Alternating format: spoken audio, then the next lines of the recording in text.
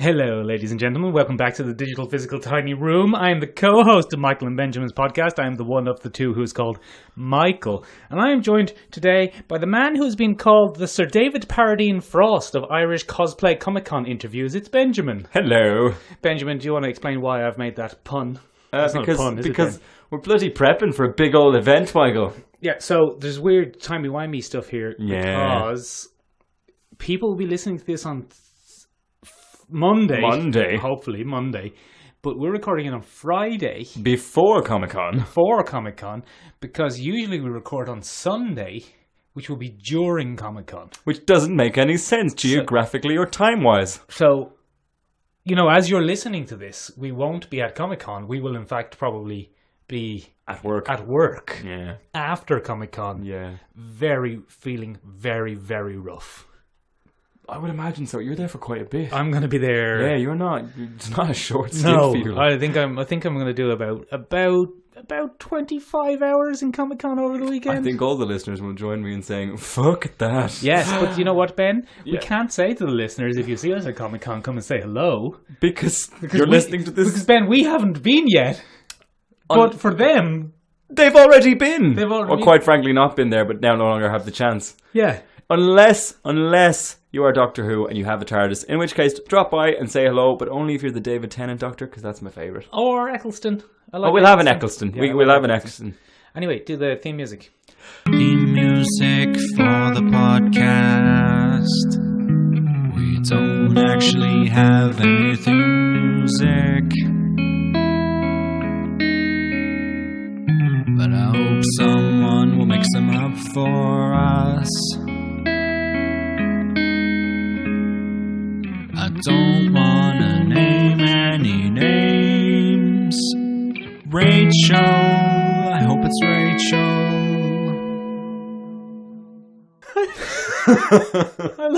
I love the commitment to that intake of breath there. That's very good. Always gives me a nice clean edit.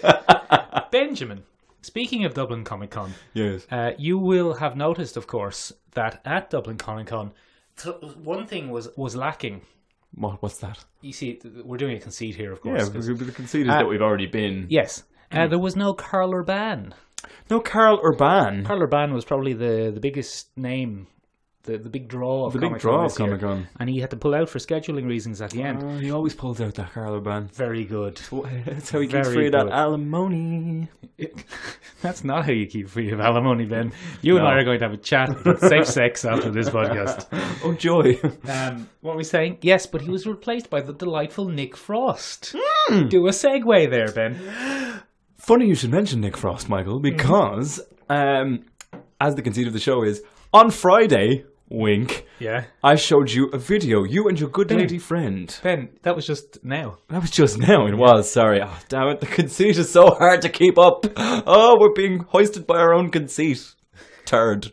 Yeah, I showed you and your good lady friend a video for a new film that is set to be released upon this very All Hallows Eve. It is Slaughterhouse Rulez, yes, starring Simon Pegg and the aforementioned Nick Frost. And Tony Blair.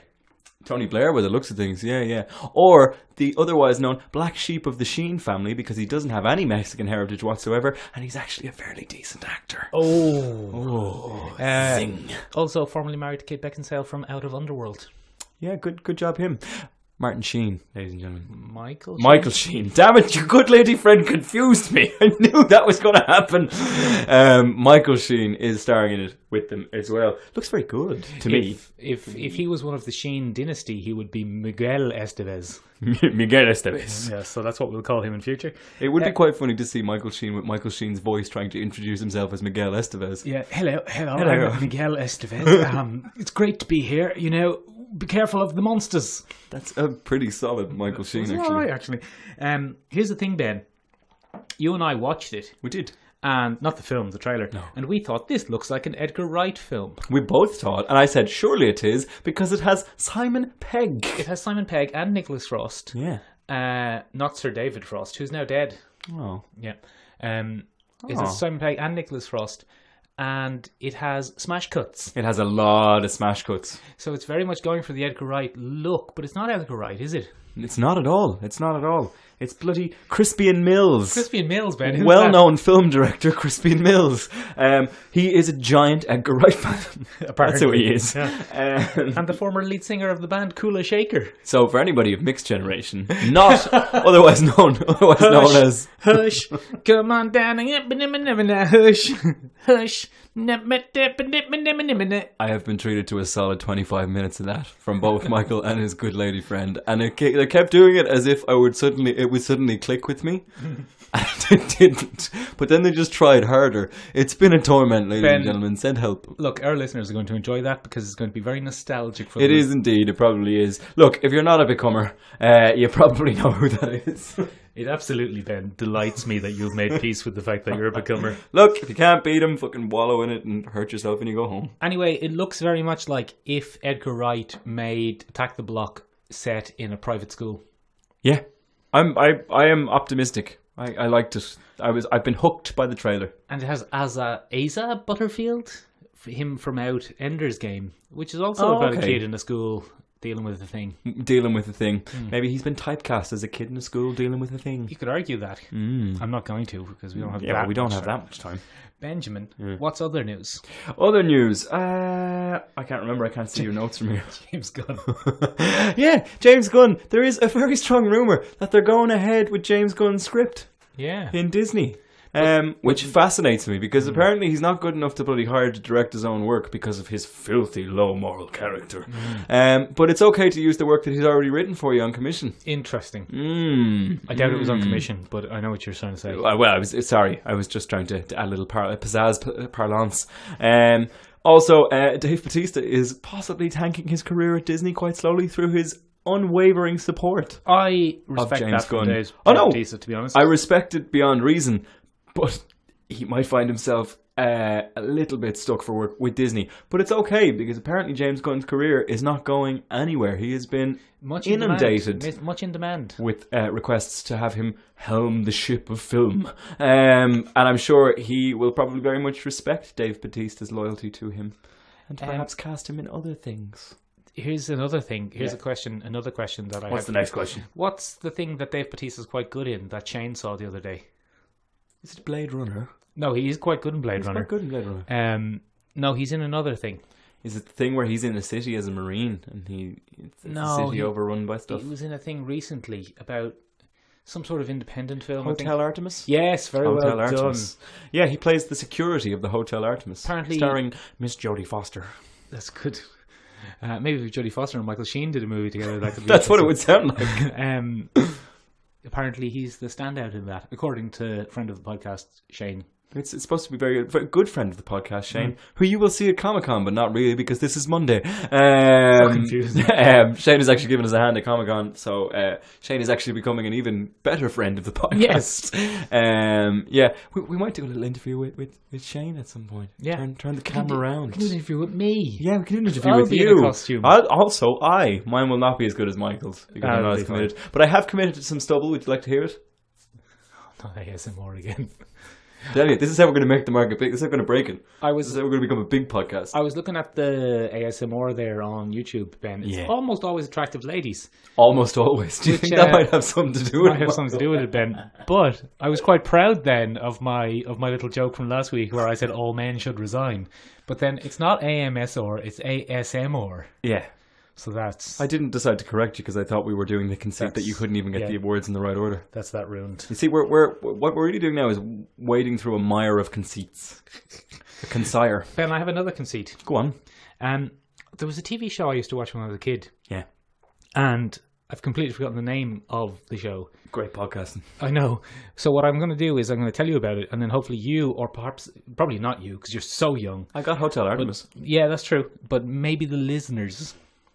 I'm doing a thing now where all of my S's are going to be Z's. Oh, God. Maybe the listeners... Why do I have to put up with this? Maybe the listeners will recognize... Oh, that's already a Z. Will recognize what I'm talking about. So, this show, it was set in 2020. And scientists had come to the conclusion that space was like a sea. And it had like high points and low points and choke points and... You know, there was a kind of arms race in space. So the two major... It does. Sorry, an arms race in space. And then the two major world powers both started kind of a kind of special space force to go into space. This sounds fascinating. I wish battle I it had a out. fucking clue. Oh no, hold on, Ben. Hold on. That's not a thing for my childhood. I'm just reading the news. Surely you've been keeping up with this. Have you not been keeping up with this? No. Mr. Donald, is it Dick Cheney who's the vice president? Who's the vice president of America? It's fucking Mike Pence. Mike Pence. So they're going to do a space force. The Pensionator. You can do a space force. Yeah, so they're going to have the army, the navy, the marines, the coast guard. In the space! and then, the space force. And they're going to take over space. Look, aliens, I'm coming over there. I'm going to deal with it. They're really nice guys. They've got some real bad hombres coming over here. We're going to build a wall in space. Who's going to pay for it? The aliens. Very good. The space aliens. The space aliens. Look, I don't think Look, we're going to be... they're all aliens. We're going to send the Mexicans over there. They're going to deal with them. It's going to be great. We're going to send the Mexicans into space. We're going to send the aliens to the aliens. It's genius. So, no. That's probably enough of that. What the fuck is this guy? You actually... Do you know how long Michael's been working on that conceit? From when I came downstairs, he's like, oh... I've remembered a show that I can't. Yeah, I know. I got you going. He's been reeling me in. I thought of it earlier. Like a big old guppy fish. It is true though. They come with this concept for Space Force for 2020, and they've designed a logo, Ben. And designing logos is hard. It is, Michael. It is We're doing it all hard. fucking week. I know. So they've just stolen NASA's logo, changed it to red, and changed the word NASA to Space Force. Is it actually called Space Force? It's called... He definitely... I'm sorry, but they are now definitely... It's definitely Saturday morning. Donald Trump's in his pajamas in the Oval Office going, I want to have a Space Force. I want to have a Space... And Pence is going, oh, okay, Trump. I don't know what Pence actually sounds like. I can't do an impression. But I'm going to do generic nuclear family dad. Yeah, go on. Okay, Trump, I'm going to get you some crayons and you can make the logo, okay? And Trump's like, yeah, it's the best logo. And it's a whole thing. And there's like milk dribbling down his chin. There's a couple of Lucky Charms like sidling through the fake tan. It's a whole thing. Stay tuned for our upcoming cease and desist order from the President of the United States. Benjamin. Yeah. On a totally unrelated note, we've had our first ever listener submitted review of a thing. I'd do a spit take if it wouldn't ruin a microphone. Well, we have a spit filter, so you'll probably be all Not right. that much of a fucking spit filter. Damp.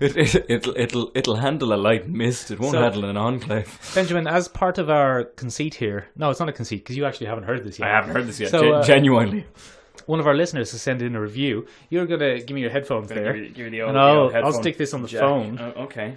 and then you can watch it, and then tell us. You're going to slot it in with the magic of post. With the magic of post production. Okay, so there you go. There you go, Ben. I just had my breath too soon. Yeah, what's it called? Teen Titans, yeah. And did you like the film? Yeah, but that one is really scary. It was really scary. Yeah, because it has some monsters. There was monsters in it, yeah. Which film did you like more? Teen Titans or Peter Rabbit? Teen Titans. Good. Which film did you like more? Teen Titans or The Incredibles? The Incredibles.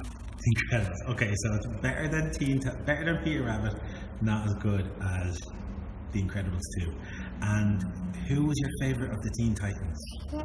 Which one's your favourite? Robin, Starfire, Beast Boy, Cyborg, Raven? Wait. Yeah, she's the best. Excellent. That's it. It's going to... Yeah. And what did you say at the end when they were fighting? No, don't fight! Yeah, very good. Very good, Tilda. Very good. Your face. It's so cute. That was incredible. That is the best review we've ever had. Do you know what the best part is? I thought we had gotten some kind of review on iTunes or something like that. No, it's someone reviewed. Someone for has us. reviewed a film for us. Yes, exactly. She's freaking adorable. She's very cute. I think she might be our youngest listener. Has she been trained to be that cute? Is there a class? I think, Benjamin, many children possess that ability, although not necessarily to the same level. It's no wonder we've survived for so long. Ben, when you said that was incredible, did you in fact mean that was credible? It's quite credible. Quite credible. Damn! I've been slain by hyperbole. Exactly. Because I was going to think, because she The says Credibles. Yeah, I got it. Did you? I think Great name for a film. that I think that what we should do is team our youngest lady listener up with Ken Watanabe, and then he will say, "Let them fight," and she will say, "No, stop fighting," and then we'll see which one wins out. I'd say she'll win. I think she'll probably. I think we. Oh man, that's amazing. I'm so happy. What I really like about it is I think that as opposed to when you review things, there's a certain level of maturity and nuance that she appreciates. She brings that to it as opposed to this is really good. Yeah, there's a certain level of that. Have you seen the Teen Titans go? I haven't seen it yet. I don't. My godson is not around right now. Right. But when he's back in Dublin, I'm going to drag him along so I don't look like a big weirdo in a kids' film. You had a dramatic drink there. Dramatic drink. No, what I mean by that is I haven't had a time to really go. I don't fancy going to a kids movie by myself. All right. Do you want to? We'll go. We'll go together. at some point. Two pair of weirdos. Yeah, 2 pairs. Then it won't be as weird. No, it's less weird then. Benjamin, Yes. now that you have to try and beat that, which is easily going to be our most popular segment of I'm never all going to time. beat that. What do you think we should call that segment? Listeners review a thing? The most adorable review of all time, part 1. Part 1. Benjamin, have you ever read a thing? I have. Thank you for that. So as you know, we've been doing an old comic book roundup lately. We have been. On various things, and I picked up. Michael, you know I've got an Irish bias. I just do. So I picked up the Bog Road. An El this Graw. week. An El Graw. Well, I am a Gaeilgeoir. I went to a bloody all Irish school for 18 years. Yeah, and you're always saying feckum. Feckum she, feckum she, feckum wid. Yeah, I'm a big fan of feckin. Or Deron Lay. Eg Deran Law. Tom Ingra Leshinchanga. Oh, very good. Tasha Bio. Explain what you just said there. Anyway, what I said, I'm in love. I'm in love with the tongue, the native mother tongue, and it's alive. It's alive. Tasha Bio. Anyway, one day we probably will do a Gaelic podcast. Yeah. I'm gonna strong arm Michael into it metaphorically because he kicked my ass if I actually tried to touch him physically. So yeah, I'll probably do that metaphorically, kind of strong arm him. We should point out that you speak Irish much more fluently than me. Yeah, well, I mean, 18 years of internment in the camps. Wow. That's comparable, isn't it? The old Holocaust. The summer camps, Michael. The summer camps. Oh, sorry. Jesus. Go on then. Oh God. Apologies to anyone that has Jewish heritage or anything like that. It wasn't. You're digging further into this. Anyway. Bog Road. Bog Road by Barry Keoghan. Checked it out. Is it out this week, Ben? It's very good. It wasn't out this week. It's been out for, I'd say, about 2 months. Okay. And I originally saw it on the Gram, advertised. Isn't that interesting that now the Gram is the place to go for finding out about stuff? It seems to be for me, certainly. Speaking of, we have a Gram that you can find out stuff about us on. But anyway, I went in and I was having a route around a comic book shop, and I picked up the new Sandman. Yes. And then I saw that sitting there, ready to be bought. And sure, I felt like spending some money, so I went and I picked it up, and I'm very glad I did. It's very good. Right, come here. Because you neglected to bring it with you. I did. I thought you might bring it with you and you could show me and prepare for the podcast in some way, but you haven't done that, have you, Benjamin? Haven't. Do your penitence. Sorry. How big is it? Like, how much money will this set me back? Is it to 15? Would it be 6 issues of a regular comic book, let's say? I would say it's more of a mini-series, a 4-issue gig. It'd be a 4-issue job. So you're talking maybe 110 pages of story? Yes, like I'd that? imagine so. Yeah, it's right around there. Very nicely illustrated and written by Mr. Barry Keoghan, who is an Irish comic book. I always like when the artist is the writer. Yeah, it tends to work out very well. It works out well for Declan Shalvey. And it's worked out very well for him as well. What I really like about it is it's not just like our famous mythology. Go on. It's a lot of folklore. Right. And it's a lot of obscure folklore to do with the Sidhe or the fairy folk. And it kind of modernizes them in that nice way. That do you recall a couple of episodes ago, we sat in this very room and you said you'd very much like someone to do what Neil Gaiman does for Norse mythology for Irish folklore and things like that. I do remember that, Ben. I think I said that more than a year ago, but I do remember that. Okay, well, that's my mistake. I have a very short memory in terms of how I feel time move when I'm considering the podcast. Maybe it's, short time in podcast years. But it's not to the same degree, definitely, but it's a great start. I think it's a world that could very much be expanded because it's a 4-series thing. You're not entirely immersed in it, but it's a great little thing. The thing I really like about it is... Hold on a second, I'm going to interrupt you there. Go on. For the drinking game. This was never released as weekly comics. No, this has always been a graphic novel. A pure TPB. From start to finish. That's a trade paperback. Thanks. You're welcome. Really great. I really like it because it deals with a lot of what the problems that Irish people deal with in general. Alcoholism. The alcoholism. There's no alcoholics on the island, Michael. We're just fond of a pint. There's no alcoholics on the island. Hairy cheeks. There's no hairy cheeks on the island. There's no drink driving on the island. There's no covering up. There's no saying, sure, it's grand. Look, we'll go down the pub and drink it away. There's none of that on the island, Michael. Stop shouting, Ben. But there is, sorry. The listeners' ears. Sorry, I'm using my country voice, Michael. So there's none of that on the island, no. Now, Ben, hold on. We've become, in this hilarious bit you're doing, we've lost track of, are any of those things in the comic? Yeah, they're all in the comic. They are? I was listening, no, I wasn't just going off on a tangent. Oh. These things are touched upon in the comic. Oh, really? Oh, Michael, when I do a parody, right, it's a proper parody. So it deals with an alcoholism and a drink driving and a kind of hidden shame aspect of Irish culture. Wow, that's very good. That's very interesting. And a hairy eyebrow. There's a couple of hairy eyebrows. There's a few hairy cheeks in there as well. And the best part is it delves into the more obscure folklore. So the stuff that you're not so familiar with from Cuchulainn or a Deirdre of the Sorrows or a Fionn McCool. Or a bloody Oisin and the Tiernan and a Tiernan Ogan. Or a bloody Maeve and the bull. She loved that bull. She was always trying to steal. No, did she have it or she wanted it? She wanted it because she wanted to stick it to her husband that she didn't really love.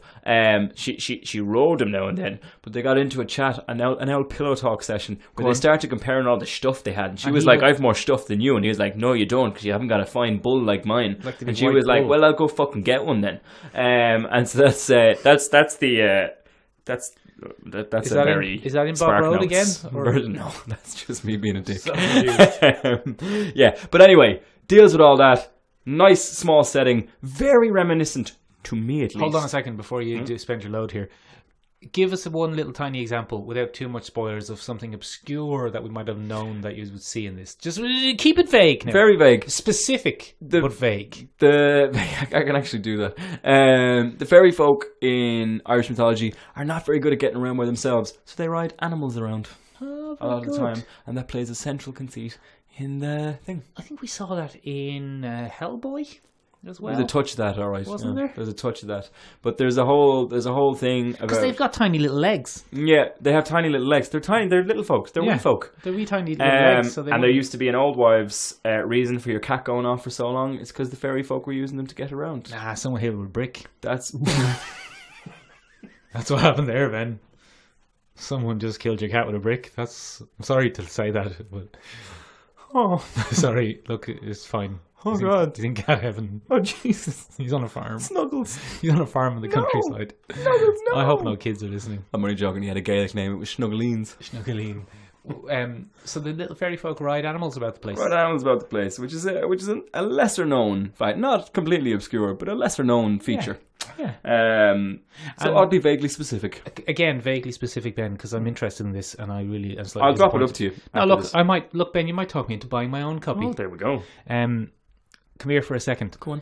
Are the fairy folk a little bit morally dubious? Oh yeah, they've an air of mischief, but they're neither good nor outright bad. Yeah. Oh, very good. What I think I really like about it is there's a little bit of stretching back through the old Celtic past, right? A bit of Celtic mysticism. But the nice thing is that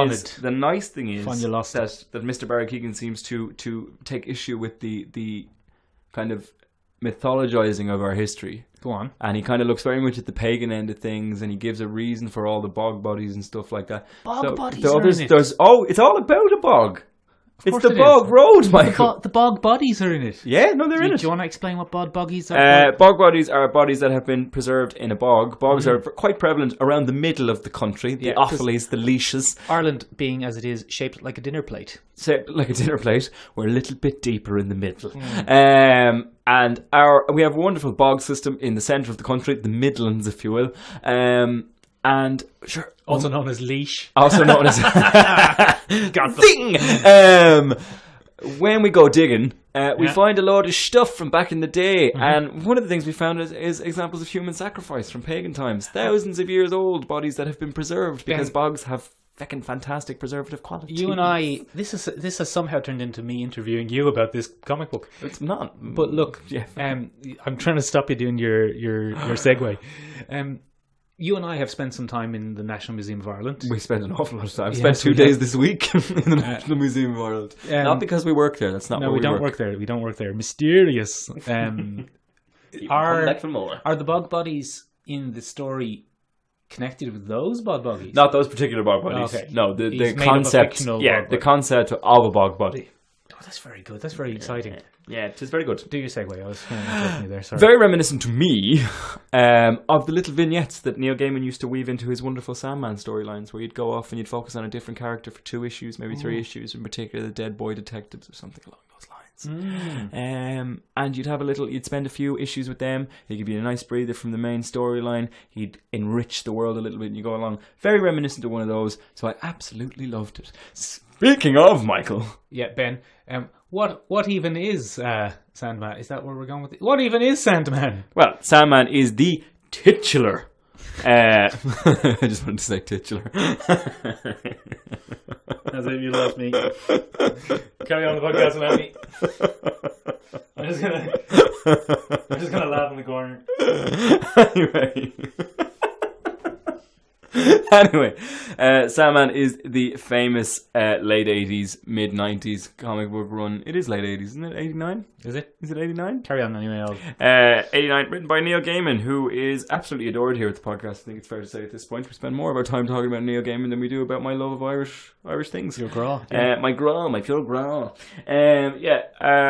His famous kind of thing that made the Vertigo title, I think it's fair to say, and kind of cemented his place in comic book history as one of the greatest runs of all time. Features around the Lord of Dreams, Morpheus, and the antics that go on in the dream world. Yeah. Anyway, it finished up in 1989, well there done. we go. Well done, It finished up in now this I'll get wrong, so No. you can Well, I correct can just me say here. it. Do you want me to Yeah, say go it? on, you just March 1996. 1996. So it finished up around then with the amazing kind of end run called The Kindly Ones. And just a great series, 10 volumes in trade paperback form because I wasn't really alive or... Well, no, I was alive, but I wasn't Cognizant really... of comic books. Yeah, I didn't really realise comic books were a thing yet, so I couldn't collect them. But kind of famous, Dave McKean used to do these really funky bricolage covers where... Here's the thing, Ben, right? Yeah. I spend some time with young people because sometimes I coach them in the martial arts. In the martial arts. And I know some young people terminology. Oh, Jesus. And I would say that Dave McKean is the low-key MVP of the series. You nailed that. Do you like what I've done there? That's very young. That means that he is not the star, but he's the kind of secretly the most important player. Well, famously the designer of the look of most of the characters in a lot of the cases. And the covers. And the were covers. just- Well, the covers are, I think, one of the best things. I actually have all the covers collected in a hardback called Dust Covers. Oh, very good. And it's all his covers from the Sandman one. I mean, there aren't many. There are a lot of great comic book cover artists. Dave McKean, Frank Cho, J. Scott Campbell, all your favourites. Jock. Who's Jock? You see, you just don't pay attention. Jock is famous for his digital work on covers. He's quite good. Oh, very good. But I mean, those Sandman covers, they're they're a work of step art above. unto themselves. Yeah, it's fascinating. The one thing I really love about the Dust Covers collection is he talks you through a lot of the covers, how he kind of came up with the concept. The first ever cover to Preludes and Nocturnes which is the initial run from Volume 1 of Sandman. He and Neil Gaiman went around a market in Camden and picked up little knickknacks that they liked. And then he built a frame and built the thing and put the painting inside the frame, and that's what made the original thing. It's a photograph of this whole 3D kind of... Sorry, I was stepping back to emphasize there, and I stepped away. But it's really cool to kind of read those kind of things. But yeah, I think he's definitely the low-key MVP. Yeah, low-key MVP. Yeah. So, boy, I can't do the click thing with my wrist, but if I could, I would. Just imagine that was me flicking my wrist. There you go. There's a little click. Ben, in many ways, Sandman, of course, credited with kind of popularizing. Is that, how do you say that? Popularizing the TPB, the trade paperback. Yes. Yeah, I think that's definitely true, because it was always more fun to read his runs and kind of stints than it was to go issue by issue. It's such a big kind of scoping narrative. The first collection of trade paperbacks that I ever bought invested a large chunk of my money. I was always a second-hand guy. I was always I'd go and I'd find them because I didn't really have a lot of money when I was younger. Oh, is that what you meant by second hand? I thought you meant that you would fall asleep on your hand until it went dead, and then you would touch yourself and imagine it was a second hand, as it were. No, that's what you do when your good lady friend is away, Michael. Oh yeah. Anyway, and that was the first thing I saw on thebookdepository.com. Oh, does that still exist? It's still going. It's great. Still a great way to get comic books. Are we now sponsored by them? Oh, I wish. That would be really handy. But I like buying them in person now and having them. Now I have proper paychecks, so I can afford not to go around and be scabby and keep the prices as low as possible. But back in the day, that was not an option for me, and I bought all 10 trade paperbacks in one big collection. Very nice. I have them as well, Ben, but I don't know where they are. They're in your mum's attic. They are probably, like every Irishman, in my mum's attic. Yeah. Which is a shame, because I wanted to get them for this episode. I'm fairly certain that's where Snugglin is. In my mum's attic? Yeah, my fictional cat that we've made up for the podcast. Oh, yeah. Snugglin. Nah, he's killed with a brick. Sorry, Ben. Alas, poor Snugglin. Ben, you know what's an interesting thing about those paperbacks? Because I was looking back through the issue lists. Yes. And as you said, you were calling them vignettes. Yeah. I wouldn't call them vignettes. I would call them self-contained stories. Okay, sure. They're stories. Tell us, before I explain this, and I'll make sure I come back to it. Go ahead. Tell us about the kind of overall plot of Sandman. So basically there is a Lord of Dreams. Yes. His name is Morpheus. He is one of 7 endless... Machines! 7... Not machines, dreams. But you said machines are coming to Zion. There's bloody Morpheus from the Matrix, but he's a knockoff Morpheus from the... I think he was a bit of an homage to that, wasn't he? Like, there's the Lord of the Dream. They did a shite job of it anyway. Bad homage. But he is a large, gothically inclined gentleman. Large black hair. He looks like Neil Gaiman. He looks fiercely like Neil Gaiman. Which isn't a bad thing, to be honest. It suits the character quite well. Anyway, he is captured at the very beginning of the Sandman series, and takes a 100-year break. 70. Is it a 70-year break? My apologies. A 70-year break as Dream of the Endless. I'd like people to believe now that they're the third person sitting in the room, our little fact-checking gnome. 70. The ghost of Snugglin. 70, Ben. And then what happens? He then escapes his imprisonment, and he has to return to the world of the dreaming. It's called the dreaming. And basically, it's all gone tits up. And this is set all entirely in its own self-contained universe, is it? It's no, it is. It does inhabit the world of the DC universe. Get out of here. Get out of town. Is there a Superman in it? There's a Superman's occasionally. There's a Batman's. Yeah. Hawkman. There's an Aquaman's. Yeah. There's a Hawk Girl's. There's a Wonder Woman's. Yeah, we've got the whole host, but they do play a very minor role. They're very reduced characters in this particular iteration. One of the things that Neil Gaiman was quite fond of doing during his run, he'd go back through the DC archives and kind of find different characters and bring them back a little bit. Grant Morrison, but not in a batshit crazy kind of way, just in a nice little nod to the stuff that he kind of grew up with and stuff like that. Like one of the kind of more prominent but yet supporting characters was Lita. And she was Hippolyta. She was a Wonder Woman supporting character. Yeah. And she became a quite important character in... She was quite important in that, wasn't she? Yeah. Yeah, she's the mother of a main character. We won't go into that. Anyway, we won't go into that. But basically, Morpheus, over the course of the run, is it 70 issues? 75? 75, in and around there anyway. And over the course of the run, he basically has to make peace with his kind of past sins. He used to be quite a vengeful. It's quite an Old Testament. He was a real dickhead. Yeah, it's a real Old Testament to New Testament kind of gig where he was a very vengeful, kind of endless one. He sent a woman to hell. He sent a woman to hell because she spurned him. Yeah. I don't know why I did that rattly rattlesnake kind of. I think my mouth just got caught. Burned. But anyway, he cast her to hell, and then he has to basically go through his life. He's also quite mean to one of his sons. Quite mean to one of his sons. And he has to go around fixing all that stuff. And what I was going to say there before we went back to what even is Sandman. Go on. Here's an interesting thing, right? Lots of little side stories in this, set within the dreaming universe. Self-contained. And one of the really interesting things about this series, because I read it like you, Ben, in trade paperback form, collected editions, and interestingly, in my opinion, the trade paperbacks don't go in numerical order necessarily. No, they go in the order to best preserve storylines. Oh, do they? Yeah, I didn't know that. So, for example, there's actually genuinely didn't know that. I know, isn't that interesting? Yeah. I kind of only noticed it while I've been looking back for this. Yeah. But the story about the woman in the dollhouse, I think it's called the dollhouse. Yeah, it is called the dollhouse.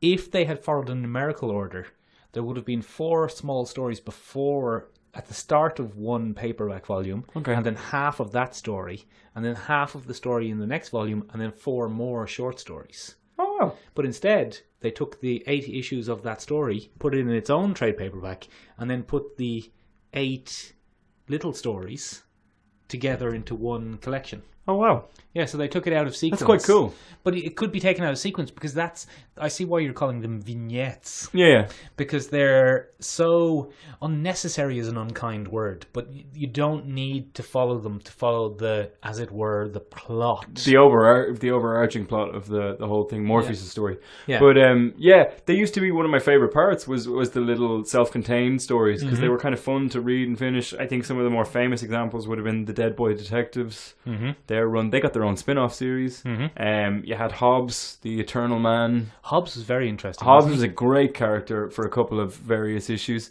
I really enjoyed Hobbs. Who else do we have? We had the whole Lucifer run, which spawned a very successful character, which is now a TV series. Isn't it mad that TV show, the Lucifer TV show it was on Fox, but it's now been picked up by somebody else. CW, is it?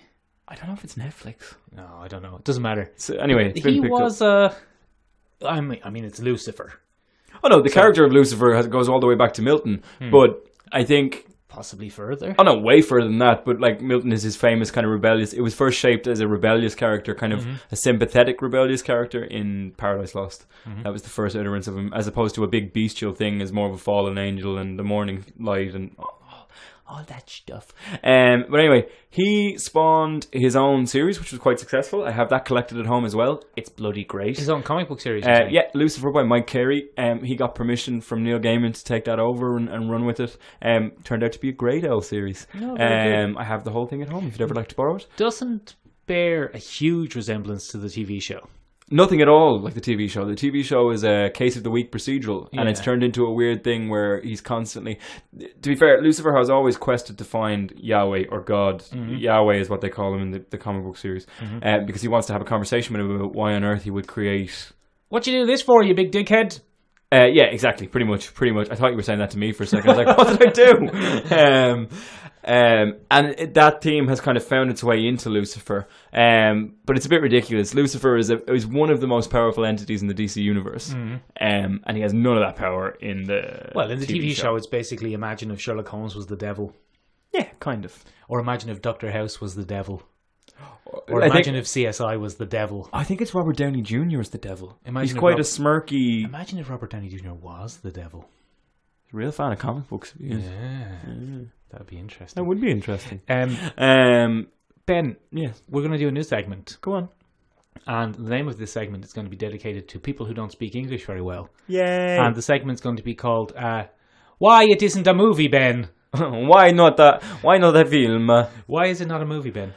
Very hard to adapt, Michael. Do you think so? For a number of reasons. Go on. One of all, very long. Yeah. Very long. To do the character justice, needs a bit of length. I think one of the great things about... Very good. I think one of the great things about Sandman is that giant universe that he inhabits. The dreaming on its own, the concept of the dreaming, is a huge, sprawling thing. And I think one of the great things about Morpheus is he's an exceptionally unlikable, unaccessible character. He's a real dickhead. Yeah, he's completely unknowable. You don't get an insight into what he's thinking. You never understand what he's thinking. The best you get from the series is a really moody panel where he's staring off into an abyss somewhere or watching something with twinkly eyes. Listening to The Cure. Something like that. Yeah, he's a real... Yeah, that's very curie. And he's very hard to access. And over the course of that run, he becomes a far more likable character. You genuinely... Well, no spoilers, but... Well, it is literally 20 years old. 22 years old. Yeah, but I'm still not going to do it All just right, in case. well, Well, we it's won't just spoil- been... we won't spoil the Because ending. there's a whole generation that's about to come in because of the part we're just about to talk about. Right. So... You end up really caring about that character. Well, for me personally, I ended up caring about that character in a really big way, which I really liked. So that's the first thing. It's hard to do a short kind of adaptation of it. Yeah, 'cause you you're just need gonna that be- time and investment to kind of make him into something spectacular. You're just going to be left with an unlikable dickhead for 6 episodes. Absolutely, and it's very hard to get involved with that. The other thing is, it's so rambly. It's so rambly, and that's why people love it. People love how it kind of twists and turns and segues and goes off into its own little run. How would you spell segues? Segways. You're committing to that, are you? No, Morpheus is on this little motorized machine and he goes off down the dreaming. He leans forward with his body weight and it carries him off. No, I did a mock-up recently, listeners, to a little possible podcast name change. We've since gone against it because I don't know how to spell the word segue. Apparently not many people do. It looks like it might be French. Benjamin. Yeah. Anyway, very rambly. Like this podcast. And that's what people love. That's what people love about it. They love that this feels like a real world. A universe. It feels like a whole universe unto itself. Where things are happening even when we're not watching. If you're trying to adapt it, you'd have to cut a lot of that. You gotta trim the fat, Mikey. Gotta trim the fat for me to put it on TV. Let's not encourage people to call me Mikey. Right. You gotta trim the fat, Mickey. That's even worse. You lovable Mick bastard. What has led us down this rabbit hole, other than the Bog Road? Michael, it finished in 1996. It's left a big old Sandman-shaped void in our lives. Yeah. And it's come back after 22 years, Michael. Yeah, it's back. 22 Sandman. years. It's See how called quick Sandman I did Universe that, now. maths? Very good. Practiced all the way up the hill to your house. It's called Sandman Universe now. It is. It doesn't really center around the titular character. It doesn't really center around him anymore. It looks like we're opening up the toy box. We're only again. one issue in. But that's your introductory issue. That's the thing. And then it has a bunch of offshoot issues. So it's great to see it come back. Neil Gaiman is at the helm again, and he's introduced a whole bunch of new creators and given them license to run off and kind of a who's who of comic books. I don't have any of the names on hand here. Where's the comic? I don't have it. It must be downstairs. Bad podcasting. Nerf. But it's great to see it. Very diverse team. Yeah, we've got some ladies on the team. Ladies, yes. Several ladies on the team. And it's really nice to see fresh art being brought in. And what I really love about the new art style, because you know I love an art. You do love an art style. What I really like is it's super well done. It's none of this to speed, to keep up with demand stuff. There's no shoddy looking panels. It's quite close to the end run of the kindly ones. Like, it's colourful, it's bright, it's dynamic. When I opened that first page, Ben, I felt like I stepped back in time 20 years. That's what it feels like when you read it again, isn't it? You are literally going straight back. As I said on Instagram, Ben, it's as if Sandman had been written in 2018. It's great. Which is exactly what it is. I'm so happy. Yeah. So I'm really looking forward to it. I think it may be going on I might actually start a pull list at Comic Book Place. Yeah. Wow. No, I'm interested in collecting these. I have recently come back to the world of reading physical comics. I have been a digital comic man for a long time. Digiman, digital comics, Digicom, and Digichampion. Yeah. Michael's over in the corner of shame in the tiny room. But I do trade paperbacks and I usually wait for them to come and I collect them all at once. I will probably still do that with these because comics never last long around me. I think I already damaged my Sandman one. I think I put out a middle page or something at one point. A fresh one. We can swap. I destroy things as I go along. But yeah, I'm very much looking forward to it. We have Lucifer. Lucifer's been reintroduced. We have the Books of Magic, which the argument has been made. But the argument has been made that Harry Potter comes from him. Yeah, he was before Harry Potter. Before Harry Potter, and it's very, very similar. What's his name again? Tim Hunter. The Adventures of Tim Hunter. A boy wizard with glasses, who lives in an abusive home and a nebbish haircut. Pure nebbish. Yeah. And he has a weird British private school. Goes to a weird British private school and has to figure his way out around some magic. I quite like in the new issue the sexy lady who was sent to get him. She's bloody grim. I liked her. The bloody Raven's back. Yeah, Bernard or Matthew. Matthew's the Bernard. Where did I get Bernard? Is there another character called Bernard? I don't think so. Anyway, bloody Lucian's back, the librarian. Yeah, it's looking good. Ben. Let's do a couple of things before we go. Very quick, right? Yes. Very quick. Yes. What wouldn't exist without the influence of Sandman? Off the top of my head, Yeah. a great deal of Swamp Thing wouldn't be as successful as he is. I don't think. Vertigo wouldn't exist without that. There wouldn't be a Lock and Key. Yeah, for example. Lock and Key would not have made it. It's not like he just pointed that out to me in the tiny room. Fables wouldn't exist. No, I'm now looking around the tiny room. I doubt Hellboy would have done as well as it's done for all these years. I mean, and then when you just go on to things like a Black Hammer. Yeah, in more like recent a lot of years. Jeff Lemire's work is very. Neil Gaiman really allowed weird to be a comic book thing. And more importantly, Neil Gaiman allowed adult themes into comics. Okay, let's do another thing now, very quick. Go on. Let's do a recommended reading. A recommended read? Oh, if you have to do certain issues of the Sandman. No, that's not fair. Because I just say, go get the trade paperbacks. Each paperback, they've been in constant print basically since the 90s. You can pick up the full 10 for like €90, which is not that expensive. Well, Ben, that's a big commitment for a lot of people. Remember, most of our listeners are people with a passing interest in comic books. Preludes and Nocturnes is not the best place to start for the overarching thing, because that's a series of small stories. Also, it's Preludes and Nocturnes, of course, Ben, is the first trade paperback. And it's also the one that's most connected to the DC universe and less its own thing. Because he had to make sure that he could get in the door before he could start doing his own thing. He had to show that he could sell it. So you're saying start with Volume 2? Look, it's an odd recommendation, but I think if you want to get into the big story, the big elements, start with season number 2. My personal favourite volume is Season of Mists. I love that run. I think it's amazing. I mean, don't go directly to that one by any means. But I thoroughly enjoy the one about the storm at the end of the world. What's that called? That's coming towards the end. That's the kindly ones. It's the first chapter of the kindly ones. Isn't it called The World's End? Is it World's End? I think it's because the people are in like a World's End tavern. As a reality storm is coming. I mean, a lot of that stuff went on to shape the DC universe. A lot of the occult figures in the DC universe spend time at what's called an Oblivion bar. Every kind of comic book has their own bar at the end of the world, and it's largely that's a concept brought by Victoria. Anyway, it doesn't matter. That's not exactly Neil Gaiman's original idea. It exists in Transformers too. It exists in Hitchhiker's Guide. Yeah, there's one in Transformers. It's called McAdams.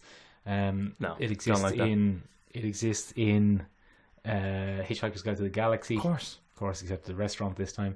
It's all over the place. Anyway, bloody diner. Look, just get the fucking trade paperbacks, you big. But start with Volume 2. If you want to kind of get a taste for what it is, he came out. By the way, sorry, we completely neglected to mention he came out with Overture, which was a prequel a couple of years ago.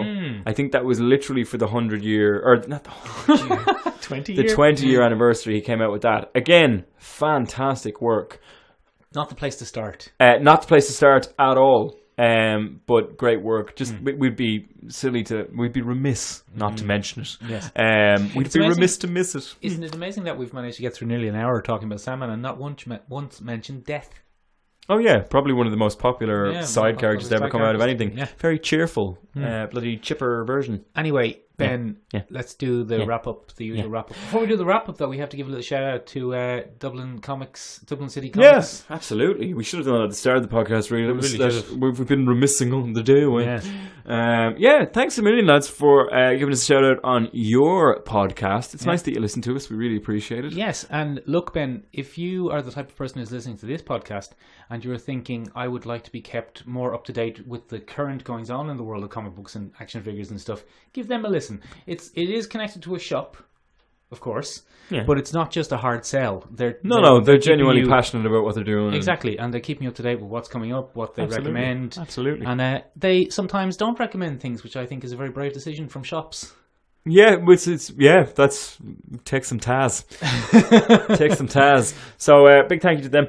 We should probably take this time, Michael, because I realise we haven't done it in a while. Thank you to everybody that does listen to us every week. We often say if you do listen to us, but we would like to say thank you, and we really appreciate all the engagement we've been getting lately. Speaking of engagement, Michael, you can do more of that if you really like the podcast. We're over on Instagram, which is our favourite haunt. Michael and Benjamin's podcast. We're at Michael and Benjamin's podcast. Codcast. It's about fish. It's about fish. Deep sea fish. Do you prefer salt or fresh? Anyway, we're over there as well. We have a YouTube channel, but as always, the best place to find us is either iTunes or SoundCloud for your morning commute. Yeah, do us a Twitter as well if you want. At Mick We've and Ben. an L tweet. Give us an L tweet. And more importantly, let us know what you think of Sandman. Was it a formative experience for you? Did it help introduce you into a world of serious comic books? Are you excited about the revival? I am, well, personally. No, I'm not asking you, Ben. Sorry, it's a Mike. rhetorical question for the listeners. Let us know down below. Also, no, last thing. Keep your eyes peeled for our new business card. It'll be up on the gram. Let us know what you thought. Also, Ben, should we tell people that we're going to be doing? Ben's going to be doing Comic-Con interviews, so hopefully I'll be editing that for the rest of the week. That should be a pure joy. That video will be popping up rather soon. No, let's not not rather say soon. rather soon. We could say 2 weeks. In a while. To everybody that actually did the interviews for us, thank you very much. Really appreciated that. Assuming we haven't lost the footage somehow. Well, that's entirely possible. Yeah. Damn it. Bye, everyone. Bye. It's a bit of a downer.